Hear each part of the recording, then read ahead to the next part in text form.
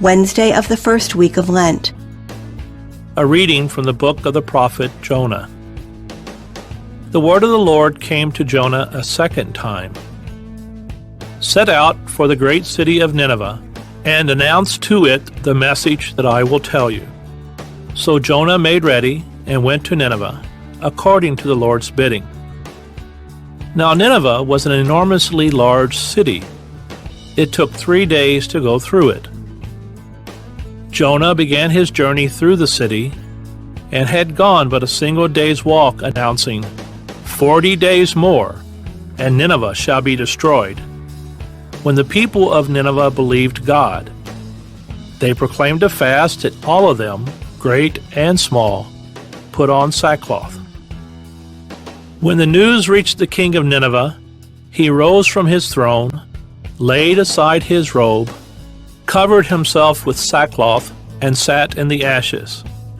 Then he had this proclaimed throughout Nineveh, by decree of the king and his nobles: neither man nor beast, neither cattle nor sheep, shall taste anything. They shall not eat, nor shall they drink water. Man and beast shall be covered with sackcloth, and call loudly to God. Every man shall turn from his evil way, and from the violence he has in hand. Who knows? God may relent and forgive, and withhold his blazing wrath, so that we shall not perish. When God saw by their actions how they turned from their evil way, he repented of the evil that he had threatened to do to them. He did not carry it out. The word of the Lord.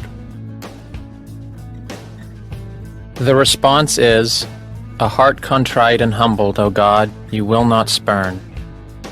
Have mercy on me, O God, in your goodness. In the greatness of your compassion, wipe out my offense. Thoroughly wash me from my guilt, and of my sin cleanse me. A heart contrite and humbled, O God, you will not spurn. A clean heart create for me, O God, and a steadfast spirit renew within me. Cast me not out from your presence, and your Holy Spirit take not from me. A heart contrite and humbled, O God, you will not spurn. For you are not pleased with sacrifices.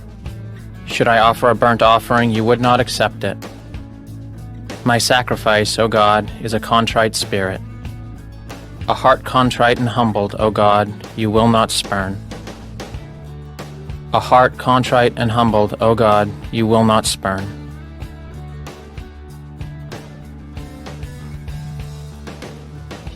A reading from the Holy Gospel according to Luke.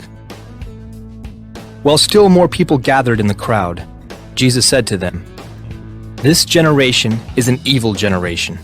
It seeks a sign, but no sign will be given it, except the sign of Jonah.